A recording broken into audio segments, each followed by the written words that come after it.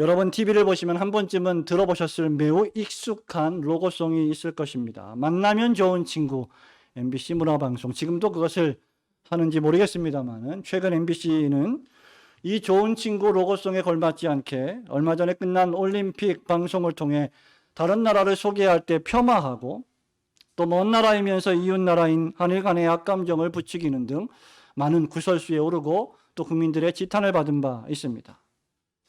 어떤 친구가 좋은 친구일까? 여러분, 어떤 친구가 참된 친구일까요?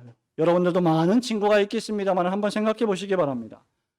참된 친구는 언제나 모든 좋은 것을 함께하며 뿐만 아니라 친구가 어려움에 처했을 때 정신적으로 물질적으로 도움이 필요할 때 그 도움을 아낌없이 기쁨으로 제공해 주는 친구가 바로 좋은 친구가 아닐까 생각합니다.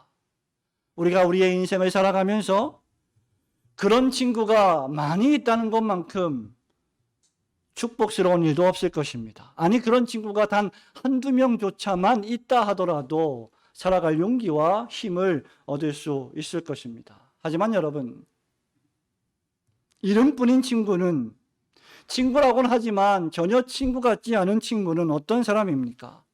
언제든지 자신의 이익을 위하여 상대방을 이용하지요. 더 이상 자신에게 돈이 되지 않는다면, 이익이 되지 않는다면 언제든지 떠나버리고 맙니다. 여기서 더욱 나쁜 친구는 친구들 사이를 이간질하여 관계와 교제를 파괴하는 사람입니다. 사도 요한이 활동했던 주 80년에서 90여 년경에도 교회 안에, 특별히 에베소 교회 안에 이런 사람들이 많이 있었습니다. 신학자들은 이런 사람들을 가리켜 여러분 한두 번쯤 들어보셨겠지만 영지주의자 또는 분리주의자라고 불렀습니다. 영지주의란 간단히 말해서 인간의 영혼은 신성하다, 거룩하다, 그러나 인간의 육체는 원래 악하고 나쁘다라고 보았습니다. 그렇기에 진정한 구원은 영혼에게만 임하는 것이지 육체는 구원을 받지 못한다. 진정한 구원은 영혼이 육체에서 해방되는 길이다라고 주장했습니다. 그렇기에 그들은 예수님께서 육신의 몸을 입고 사람의 몸을 입고 이 땅에 오셨다는 성육신을 믿지 않았습니다. 자연적으로 예수님이 육신으로 고통을 당하셨고 십자가에서 육신으로 죽임을 당하셨다는 사실도 그들은 인정할 수가 없었습니다. 여러분, 이런 영지주의 사상은 자신들만이 매우 고급한 지식을 가지고 있는 매우 엘리트적인 신자다라고 하는 우월의식을 낳게 만들었습니다. 그리고 이런 사상은 놀랍게도 두 가지 결과를 낳았는데, 하나는 원래 몸은 악한 것이기 때문에 이 몸을 우리는 가혹하게 다뤄야 한다라고 하는 금욕주의로 나아갔습니다. 또 다른 하나는 금욕주의와는 정반대로 어차피 몸은 구원에 아무런 영향을 끼치지 못하기 때문에, 어차피 몸은 영혼과 아무런 관계가 없기 때문에 마음대로 살아도, 죄를 짓고 살아도 괜찮다, 윤리적으로 도덕적으로 타락하고 난잡한 생활을 이어갔습니다. 교회 안에 이런 가르침을 전달하는 사람들이 있었고, 그 결과 이런 견해에 영향을 받은 사람들이 참된 사귐의 공동체인 교회를 떠나는 일까지 그 당시에 발생했던 것입니다.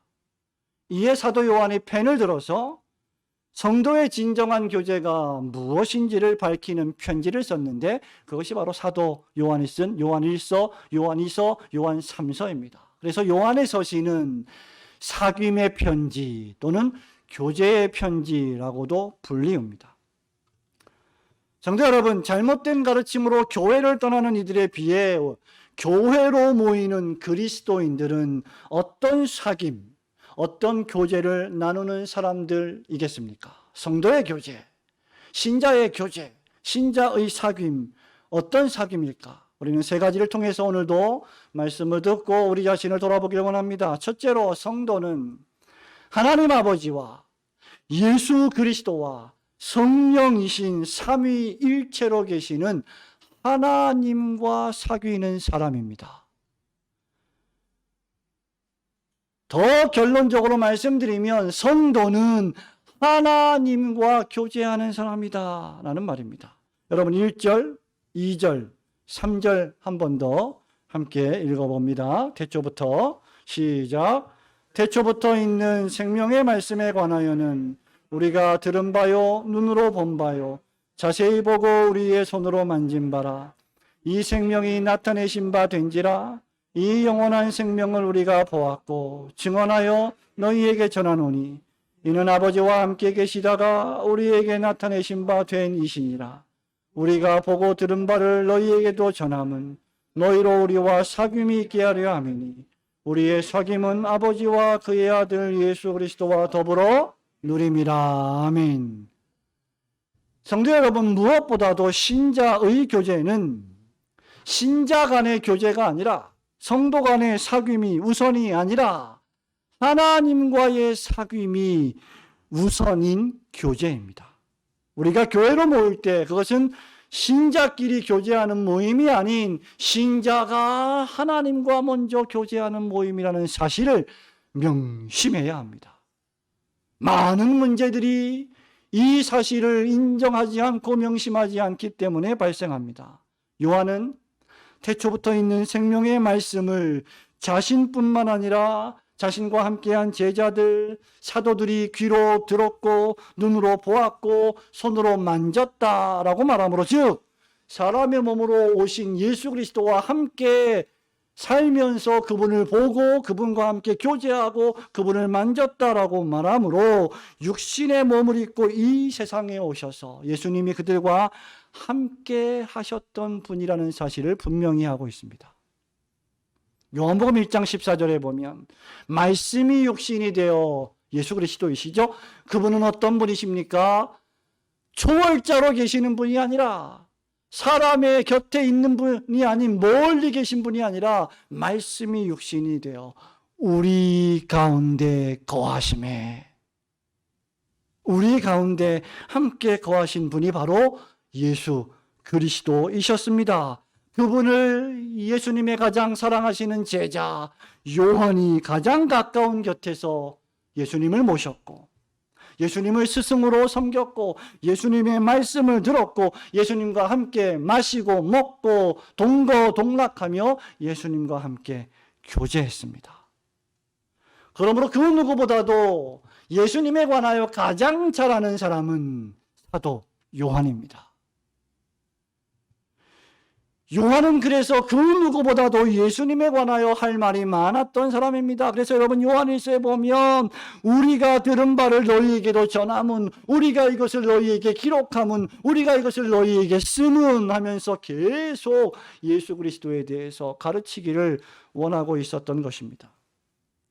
요한은 3절에서 우리가 보고 들은 바를 너희에게 전하는 것이다 라고 말합니다. 그 이유는 그들이 하나님 아버지와 예수님과 사귀는 것처럼, 사도 요한이 제자들이 하나님과 예수님과 사귀었던 것처럼 너희들도 하나님과 예수 그리스도와 더불어 사귀기를 바라기 때문이다 라고 요한은 말합니다. 바울이 고린도 교회에 편지하면서 고린도전서 1장 9절에서 이렇게 말합니다. 너희를 불러 그의 아들 예수 그리스도 우리 주와 더불어 교제하게 하시는 하나님은 미쁘시도다. 하나님이 우리 각자를 부르시는 이유는 예수 그리스도와 만나서 교제하고 사귀게 하시기 위함이라는 말입니다. 교제, 즉 친구로 사귐은 교회와 성도가 무엇인지를 규정하는 가장 큰 특징과도 같습니다. 그래서 여러분, 유명한 19세기의 네덜란드 신학자 헤르만 바빙크는 교회가 뭐냐라고 말할 때 교회는 성도들의 친교이다, 성도들의 교제이다, 이렇게 정의한 바 있습니다. 여러분, 그런데 그 사귐의 근원이 성부와 성자와 성령으로 계신 삼위일체 하나님이십니다. 여러분, 기독교의 신은 외롭지 않으십니다. 하나님은 성부로 계시고 성자와 성령으로 계십니다. 각기 구별되고 독립된 존재와 인격으로 계십니다. 그 권능과 영광이 동등하십니다. 하지만 완전히 한 분으로 연합되어 계신 분이십니다. 뿐만 아니라 성부와 성자와 성령 하나님은 완전한 연합 가운데 서로를 사랑하시고 서로 깊은 교제를, 사귐을 나누시는 분이십니다. 이 세 성부와 성자와 성령의 신격 사이에는 그 어떤 오해도, 그 어떤 장벽도 장애도 존재하지 않습니다. 아버지 하나님을 보십시오. 독생자 예수 그리스도께서 요단강에서 세례를 받고 나오실 때 요한복음 14장에 이는 내 사랑하는 아들이요, 1장과 2장에 내 기뻐하는 자라 라고 불렀습니다. 요한복음 14장 31절에서 예수 그리스도께서는 아버지 하나님에 관하여 내가 아버지를 사랑하며 아버지가 명하시는 대로 행한다 라고 했습니다. 여러분, 성령 하나님은 어떤 분이십니까? 갈라디아서 5장 22절에서 그가 맺으시는 성령의 열매가 사랑입니다. 희락입니다. 화평입니다. 성령님의 특징이 무엇입니까? 교제하시는 것입니다. 이 삼위일체 하나님의 사랑은 완전하고 완벽합니다. 그래서 그 하나님을 믿는 신자들이 교회로 모여서 서로 사귀는 이 사귐은 바로 이 삼위 하나님의 완전하신 사랑과 교제를 본받는 것입니다. 이 일을 위하여 성령께서는 우리의 영혼의 거처를 삼으시고 우리가 하나님과 교제할 수 없었는데 죄와 사망으로 말미암아 하나님을 미워하게 되었는데 그것을 회개케 하시고 하나님께 영광을 돌리며 하나님과 사귈 수 있는 존재로 바꾸신 것입니다. 그래서 우리의 성도의 심령 속에서는 계속해서 성령의 9가지의 열매를 맺게 하시는 것이죠. 여러분, 이처럼 하나님의 사랑에는 실패가 없으십니다. 완전하십니다. 그것은 우리가 사귀는 세상 친구의 불완전한 사랑과 비교해 보면 여실히 드러납니다. 여러분, 살면서 얼마나 많은 친구들을 여러분은 사귀어 왔습니까? 그 친구들 가운데 과연 몇 명이나 여러분 곁에 남아 있습니까? 세상 친구라는 게 얼마나 부질없는 것인지요. 가장 뜨겁고 열정적으로 배신하는 사람이 나와 가장 친하다던 친구가 아니었습니까? 우리의 친구의 사귐이 하나님을 사랑하는 그 사랑에 뿌리박고 있지 않으면 그저 신기루에 불과할 뿐입니다. 우리 각자의 신앙이 우리를 창조하시고 우리에게 하나님의 영광을 위하여 살아가는 인생의 제일 되는 목적을 주신 하나님 안에 먼저 믿음으로 깊게 뿌리를 내고 살지 않으면 우리는 상황 따라, 환경 따라, 우리의 유익 따라 이리저리 흔들리고 휩싸이는 가벼운 존재들일 뿐입니다. 세상 죄와 악에 물든 친구는 나의 인생을 송두리째 사단과 지옥으로 끌고 갑니다. 잘못된 신앙이나 제대로 하나님의 말씀을 바르게 배워본 적이 없는 신앙에 물든 친구는 내 신앙도 그렇게 혼란스럽게 만들어버립니다. 더 나아가 이단에 빠진 친구는 참된 교회에 집중하지 못하게 하고 불평하고 불만하게 만들며 급기야 교회 공동체로부터 분리하게 만듭니다. 그런데 우리를 위하여 오신 이 친구를 보십시오. 이 참 친구는 세상 친구와는 차원이 다르십니다. 하나님께서 친히 우리의 친구가 되시기 위하여 사람의 몸을 입고 이 세상에 우리 곁에 오셨습니다. 예수 그리스도의 성육신은 우리와 교제하기를 원하시는 하나님의 초청의 절정입니다. 그래서 요한은 아까 말한 바와 같이 요한복음 1장 14절에서 말씀이 육신이 되어 우리 가운데 거하시매라고 했던 것입니다. 예수님을 보십시오. 예수님은 제자들과 함께 하셨고 제자들과 함께 먹었습니다. 함께 마셨습니다. 함께 고민했습니다. 함께 슬퍼했습니다. 함께 시간을 보냈습니다. 함께 교제하셨습니다. 죽기까지 사랑하셨습니다. 단 한 명도 놓치지 아니하셨습니다. 주님은 우리 가운데 지금도 거하십니다. 주님이 우리의 교제의 근원이십니다. 주님이 여러분 가정의 교제의 근원이십니다. 예수님이 여러분 남편과 아내의 사랑의 교제의 근원이십니다. 여러분에게는 어떤 친구가 있습니까? 제일 짜증나는 친구 있죠? 필요할 때만 연락하는 친구. 얼마나 많습니까? 도움을 요청할 때는 모른 척하는 친구가 여러분 곁에 있지 않습니까? 산길을 걷다가 곰을 만났을 때 혹시 여러분 친구는 혼자 도망치는 친구가 아닙니까? 아니, 여러분이 그 친구를 두고 도망하는 친구는 혹시 아니십니까? 맨날 여러분을 이용만 하는 친구는 혹시 아닙니까? 우리 하나님은 우리의 기도를 들어주십니다. 응답하십니다. 우리의 참 친구가 되어주십니다. 예수님은 날 위해 내 죄를 대신 지시고 십자가에서 대신 죽어주신 최고의 친구이십니다. 성령님은 내가 기도조차 할 수 없을 만큼 아파서 신음하고 있을 때 내 안에서 날 위하여 기도하시는 분이십니다. 지금까지 말입니다. 세상에 이런 친구가 어디 있다는 말입니까? 사도 요한은 요한복음 15장 13절에서 예수님의 말씀을 이렇게 기록합니다. 친구를 위하여 목숨을 버리면 이에서 더 큰 사랑이 없나니 너희는 나의 명하는 대로 행하라. 우리가 신자라면, 우리가 하나님을 믿는 성도라면, 예수 그리스도의 사랑을 본받아 우리도 역시 교회를 위하여, 성도를 위하여, 주님을 위하여 우리의 목숨을 버릴 정도의 사랑을 실천하는 자들이 되어야 하는 것이죠.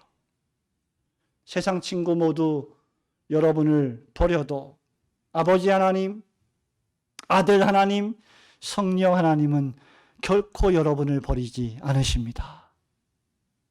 영원토록 우리를 버리지 않으시고 사랑하시는 성부와 성자와 성령 하나님의 완전하신 사랑 가운데 거하시며 그 하나님과 참되게 매일매일 교제하시는 성도들이 되시기를 주님의 이름으로 축원합니다. 둘째로, 성도는 밝은 빛 가운데로 항상 행하는, 즉 하나님의 진리의 말씀을 가지고 교제하는 사람입니다. 밝은 빛으로 행한다는 것이 무엇입니까? 말씀대로 살아간다는 것이죠. 우리 5절, 6절, 7절 말씀 한 번 더 읽어볼까요? 우리가 시작. 우리가 그에게서 듣고 너희에게 전하는 소식은 이것이니 곧 하나님은 빛이시라. 만일 우리가 하나님과 사귐이 있다 하고 어둠에 행하면 거짓말을 하고 진리를 행하지 아니함이거니와 그가 빛 가운데 계신 것 같이 우리도 빛 가운데 행하면 우리가 서로 사귐이 있고 그 아들 예수의 피가 우리를 모든 죄에서 깨끗하게 하실 것이요. 아멘. 그리스도인이 하나님과 사귄다면 그것은 뭘 의미하느냐? 하나님의 성품을 닮아가는 것을 뜻합니다. 친구는 친구를 닮아갑니다. 남편과 아내는 서로 닮아갑니다. 자식과 부모는 서로 닮아갑니다. 요한은 하나님이 4절에서 빛이시다라고 말합니다. 하나님이 빛이시다는 것을 요한은 또다시 하나님에게는 어두움이 조금도 없으시다. 그냥 어두움이 없다 해도 되는데 조금도 없으시다 이 말은 아예 하나님은 빛이시다라는 것을 강조하는 것이죠. 요한은 여기서 빛과 어두움을 대조하고 비교하고 있습니다. 어린아이가 읽더라도 쉽게 이해할 수 있는 말씀입니다. 성경에서 빛은 항상 밝고 빛나며 거룩하고 참되고 선한 것을 뜻합니다. 반면에 어두움은 죄와 악과 거짓됨을 뜻합니다. 그러니 하나님과 사귄다고 말하면서 내가 어두움에 행하고 어두움에 거하고 거짓을 말하며 진리를 말하지 않는다면 결국 빛이신 하나님과 함께 거하지 않는다는 것을 의미하는 것이죠. 빛이신 하나님과 교제하는 사람은 언제나 항상 그 빛 가운데로 행하는 사람입니다. 그러므로 하나님과 사귐이 있다 하고 어두움에 행하고 입을 열면 생각하고 말하고 행동하는 것이 항상 거짓이라면 말로는 하나님을 사귄다고 하지만 실제로는 거짓말쟁이요 어두움에 속한 자임을 나타내는 것입니다. 바울을 보십시오. 성도가 빛에 속한 사람들이라는 것을 매우 많이 강조하는데 골로새서 1장 12절 13절에서 이렇게 말합니다.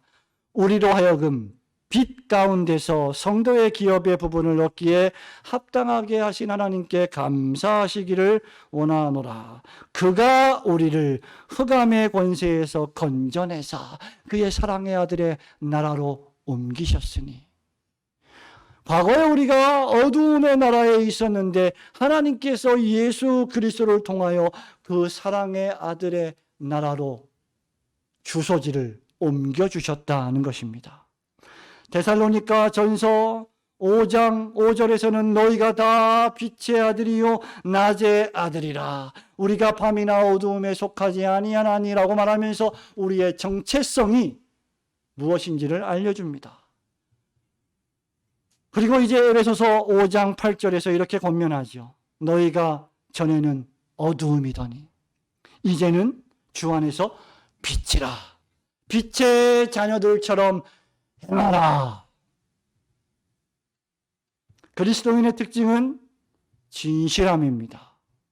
하나님께서 예수님을 통하여 우리를 흑암의 권세에서 건져내시고 빛의 아들을 삼아 주셨으며 하나님 아버지와 사귀고 교제하는 놀라운 특권을 주셨습니다. 그러므로 그 그리스도인의 특징은 빛 가운데 행하며 언제든지 거짓말을 멀리하고 진실을 말하는 사람들입니다. 요한일서 5장 2절에 보십시오. 우리가 하나님을 사랑하고 그의 계명들을 지킬 때 이로써 우리가 하나님의 자녀를 사랑하는 줄을 아느니라고 했습니다.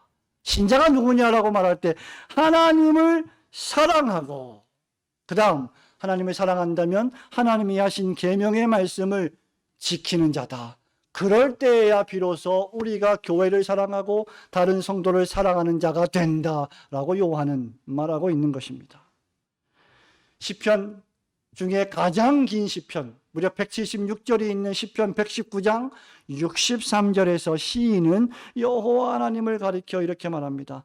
나는 주를 경외하는 모든 자들과 주의 법도들을 지키는 자들의 친구라. 하나님이 누구의 친구이십니까? 주의 계명을 지키는 자와 주를 경외하는 자가 하나님의 친구가 된다는 것이죠. 아니, 하나님이 친구로 여겨주신다는 것이죠. 그러므로 하나님과 사귄다고 말하려면 매사에 우리는 진실해야 합니다. 은혜와 진리가 충만하신 예수 그리스도를 구세주로 믿는다면 우리는 매사에 우리 안에서 은혜와 진리가 충만함이 드러나야 합니다. 여러분, 그런데 목사가, 장로가, 집사가, 권사가 은혜와 진리가 충만해야 하는데 대화를 할 때, 말을 할 때, 생활을 할 때 전혀 은혜스럽지 못한 말, 가시돋친 말, 덕스럽지 못한 말을 한다면 그것이 어찌 은혜와 진리가 충만한 그리스도의 성품을 나타내는 삶이겠습니까? 바울이 고린도전서 10장 20절에서 이방인의 제사는, 이방인들, 안 믿는 사람들이 올리는 제사는 귀신에게 절하는 것이요, 귀신에게 절하는 것은 귀신과 사귀는 것을 뜻한다라고 말했습니다.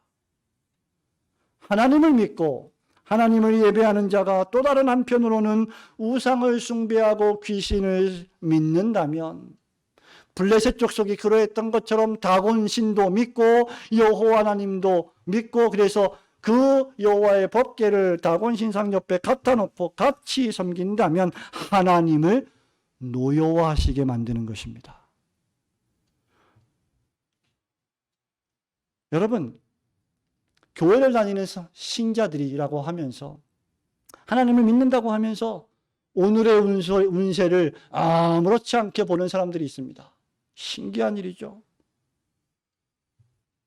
타로 점을 보면서 역술인이나 무당을 찾아가서 미래가 어떻게 될지를 점치면서 돈을 주고 부적을 사와서 집안에 붙이고 자신의 지갑에 넣고 다니는 그리스도인들이 있다.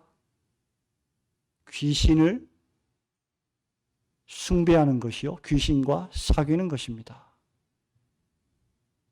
하나님의 말씀에 순종하고 그 말씀에 진실이 행하기보다, 여러분 사회를 보십시오. 요즘 정치권을 보십시오. 이 정치권에서 난무하는 속고 속이는 이 세상의 풍조를 따르고 거짓말을 유포하고 흑색을 선전하며 다른 사람의 명예를 실추시키고 마음에는 악독이 가득하면서 선거를 앞두고 TV 앞에서는 위선이며 가식적인 모습을 보인다면 그것이야말로 귀신과 교제하는 것입니다.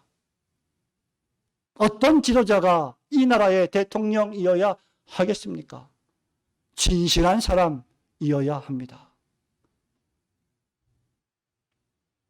만일 여러분이 하나님을 믿고 귀신과 교제도 한다면 그것이야말로 큰일이 아닐 수 없습니다. 우리가 하나님을 믿고 하나님과 교제하는 성도라면 이제 어두움의 일을 벗어버리고 빛 가운데 거해야 합니다. 사도행전 2장 42절에 보면 초대교회의 특징은 무엇이었습니까? 저희가 사도의 가르침을 받아 서로 교제하며 떡을 떼며 기도하기를 오로지 힘쓰니라. 여러분, 무엇이 성도의 교제예요? 사도의 가르침을 받아서 그것으로 교제하는 것입니다. 하나님의 말씀으로 교제하는 것입니다. 말씀은 듣고 다 팽개쳐버리고 그 다음은 다 내 생각대로 내 사회적인 경험대로 살아간다면 그것은 참된 성도의 교제가 아니에요. 그들은 말씀을 묵상하는 것입니다. 그 말씀을 깊이 묵상하면서 나의 어떤 부분을 고칠지 생각하며 교회를 어떻게 섬길지를 생각하며 어떻게 목회에 협력할지를 기도 가운데 행하면서 하나님의 나라가 임하기를 간절히 사모하는 신앙생활, 그것이 하나님과 교제하는 생활입니다. 나의 시선, 여러분의 시선을 분산시키는 것이 얼마나 많습니까? 여러분, 우리 주보에 이달의 추천 도서가 스펙터클 문화 속의 그리스도인이에요. 이 책 꼭 사서 보시기 바랍니다. 우리의 주의를 분산시키는 것이 얼마나 많습니까? 우리의 시선을 하나님과 하나님의 말씀에 고정시키지 못하게 만드는 것들이 도처에 널려 있습니다. 그런 일에 쓸데없이 신경 쓰고 몰두하기보다 들은 말씀에 유념하여 이 세상 풍조와 어두움에 흘러 떠내려가지 않도록 우리는 영적으로 애쓰고 분투해야 합니다. 하나님이 우리를 흑암의 권세에서 건져냈습니다. 그의 사랑의 아들의 나라로 옮기셨습니다. 그러므로 이제 빛의 아들, 낮의 아들처럼 늘 하나님의 진리의 말씀과 교제하며 그 말씀 그대로 순종하며 살아가시는 성도들이 되시기를 주님의 이름으로 축원합니다. 마지막으로 셋째로, 우리 죄를 용서하시고 영원한 생명을 선물로 주셨기 때문에 이제 우리는 영원한 생명으로 서로 교제하는 성도가 되어야 합니다. 목사님, 영생으로 교제하는 것이 무엇일까요? 8절, 9절, 10절 말씀을 한 번 더 읽어보겠습니다. 만일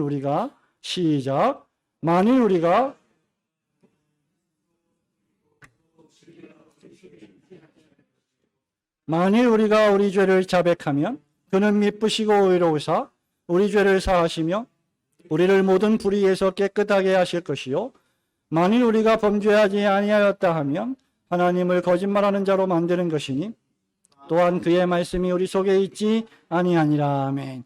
요한은 여기서 지금 영지주의자들, 분리주의자들의 오류를 또 하나 지적합니다.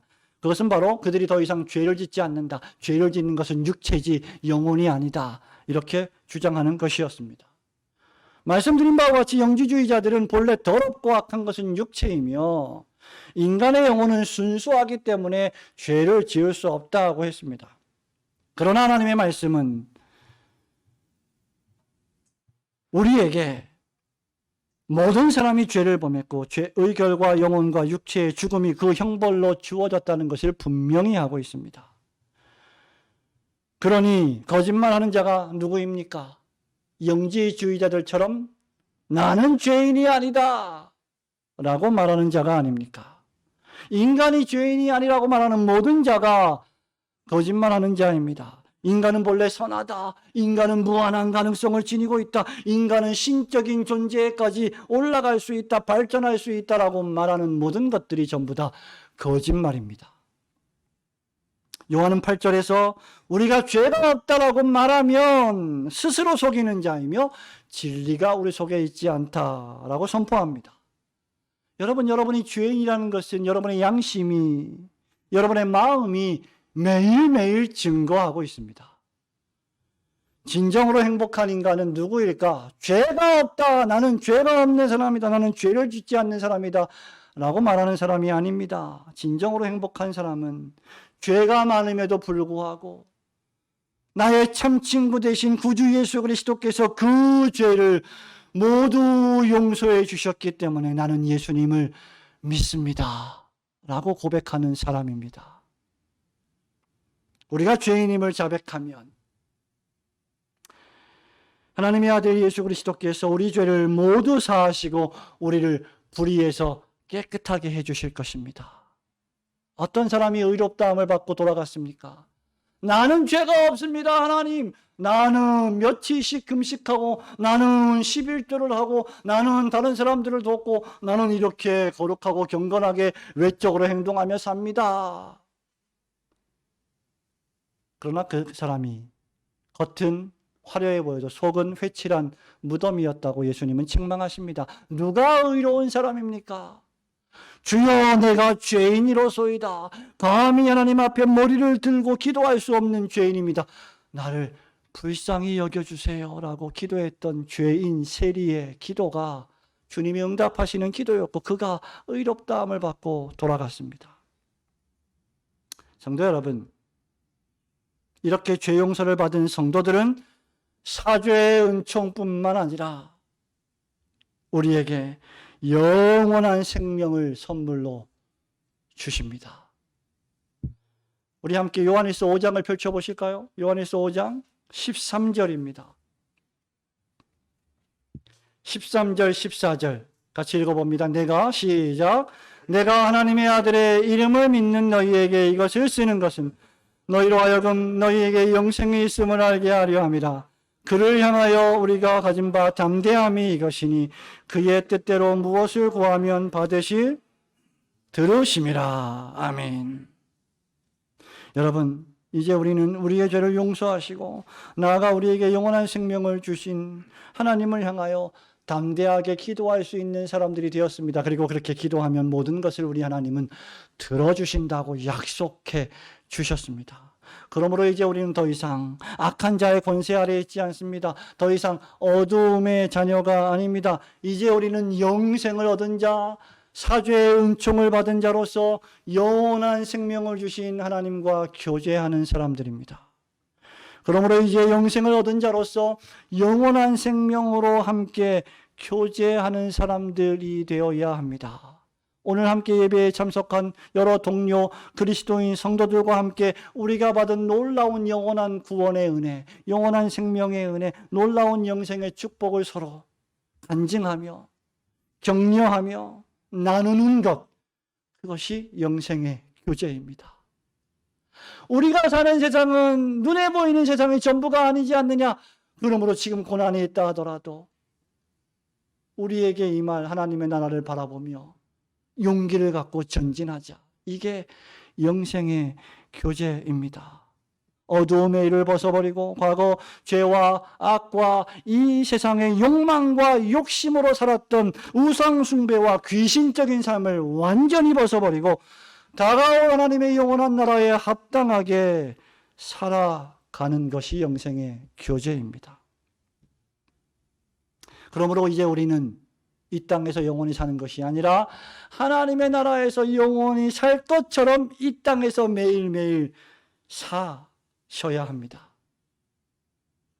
영원한 생명의 나라를 위하여 여러분이 가지고 있는 모든 것을 투자할 줄 알아야 합니다. 그 영원한 나라를 증언하고 알리기 위해 여러분의 재능, 여러분의 인격, 여러분의 지식과 물질을 아낌없이 나누어야 합니다. 성경과 신앙고백서와 웨스트민스터 신앙고백서와 대소요리 문답은 이러한 성도의 교제를 크게 이 성도의 교제를 위하여 세 가지를 실천할 것을 우리에게 알려줍니다. 첫째, 그리스도와 믿음으로 연합된 성도는 삼위일체 하나님을 예배하는 것입니다. 하나님을 예배하는 것이 최고의 교제입니다. 다른 모든 것에 성공해도 하나님을 예배하는 교제에 실패하면 우리는 실패의 인생을 사는 것입니다. 주님께서 안식하라고 명령하신 주일과 특별히 공적 예배의 시간에 하나님의 말씀을 들으며 하나님 말씀을 읽으며 하나님의 말씀을 묵상하는 것이 교제입니다. 둘째는 하나님 말씀을 통하여 직분을 가지고 봉사하는 것이 교제입니다. 말씀을 전하고 복음을 전하며 선교하고 성도를 돌보고 위로하고 상호간에 덕을 세우는 일에 도움이 되는 신령한 봉사를 내가 어떻게 할까라고 생각하는 것이 바로 여러분이 하셔야 할 교제입니다. 마지막 셋째는 여러분이 가진 돈을 가지고 물질을 가지고 공적으로 사적으로 나누며 사는 것이 교제입니다. 이것이 물질의 교제이죠. 예배의 교제, 봉사의 교제, 물질의 교제가 우리가 평생 살면서 주님 오실 때까지 해야 할 교제입니다. 하나님이 기회를 주실 때마다 어디에서나 주 예수의 이름을 부르는 자들에게 이런 구제를 베풀어야 합니다. 여러분, 코로나 시대에 얼마나 많은 교회들이 어려움을 당하고 있습니까? 어제도 제가 천안에 가서 우리 교단의 선배이신 오병옥 목사님과 1시간 동안 담임 목사님과 이야기를 나눴는데요. 36회 고려신학대학원 36회, 저보다 거의 한 15년, 20년 선배이신데 얼마나 많은 교회들이 충청 노회에도 어려움을 당하고 있는지 생생하게 이야기를 들었습니다. 이렇게 어려운 시대, 정말 기쁜 소식도 없고 확진자 수천 명, 우울한 소식만 들리고 교회 예배도 못 드리고 소모임도 못하고 하는 이런 어려운 시대에 제가 지난 한 달, 두 달 동안 어떤 도움을 줄 수 있을까? 우리 후배들에게, 우리 신학생들에게 어떤 도움을 줄 수 있을까? 그런 생각을 곰곰이 하다가 최근에 복 있는 사람 출판사에서 성경신학 스터디 바이블이라는 책을 한 3년 만에 번역해서 3,000페이지가 되는 책을 냈습니다. 거두절미하고 그 책 속에는 여러분 네이버, 교보문고, 알라딘, 가피풀에 가서 보시기 바랍니다. 그 책값이 11만 원이에요. 성경 전체를 기라성 같은 개혁주의 신학자들이 주해를 해놓은, 간단한 설명을 해놓은 좋은 책입니다. 근데 그 책에 37명의 목사와 신학자들이 추천사를 썼어요. 근데 여러분, 11만 원이 말이 11만 원이지 얼마나 비쌉니까? 책 한 권이 11만 원이에요. 가히 도서비가 책정이 안 돼 있는 교회, 개척교회, 어려운 교회, 가족만 간신히 나오는 교회, 10명 모이는 교회든 엄두를 못 내요. 그래서 이 친구들에게 뭔 도움을 줄 수 있을까 하다가 제가 이 책을 좀 선물하면 좋겠다. 근데 제가 돈이 많습니까? 그래서 후원을 받았어요. 제 지인에게 이 책을 좀 나누고 싶은데 좀 후원을 해 주십시오. 그래서 30권 비용을 후원을 받았고 11만 원을 그대로 살 수 없잖아요. 출판사 대표 박종현 대표님한테 전화를 해서 우리 한국교회 어려운 목회자들 정말 힘든데 이걸 좀 나누고 싶은데 너무 비싸게 살 수 없으니까 좀 할인해 주세요 해가지고 싸게 할인해서 30권을 받아서 공지해서 추첨을 해서 다 발송해 드렸습니다. 3주 전에. 무려 50여 명이 신청을 했어요. 여러분, 놀라운 사실은 초대형 교회 부목사도 신청을 했다는 점. 근데 도서비가 없대요. 준전임이라 도서비가 없대요. 이게 한국 교회의 현실입니다. 성도 여러분, 우리 교회 많은 성도들이 지금까지 교회를 섬겨오면서 이 모양 저 모양으로 성도를 후원하고 선교사를 후원하고 신학교를 후원했습니다. 교회 설립 7주년을 맞이해서 고려신학대학원에 우리가 적은 금액은 아니지만, 그렇다고 큰 금액도 아니지만 100만 원을 후원 헌금을 했습니다. 시시때때로 어려움을 당하는 후배들, 선교사들, 교역자들, 성도들을 우리는 물질로 돕습니다. 성도 여러분, 부탁드립니다. 언제까지 어린아이 같은 신앙생활을 하겠습니까? 우리가 언제까지 나를 좀 위로해 주세요, 나는 위로받고 싶습니다 라고만 머물겠습니까? 우리는 이제 위로해 주는 교회, 위로해 주는 성도가 되어야 합니다. 우리가 그렇게 살 때 놀랍게도 주님이 우리를 위로하십니다. 우리에게 축복하십니다. 물질을 주십니다. 더 많이 나눌 수 있도록 우리를 지켜주십니다. 그러므로 여러분이 받은 모든 것이 하나님이 주신 선물임을 깨닫고 여러분이 가진 소유와 물질을 기꺼이 아낌없이 기쁨으로 나누시는 성도들이 되시기를 주님의 이름으로 축원합니다.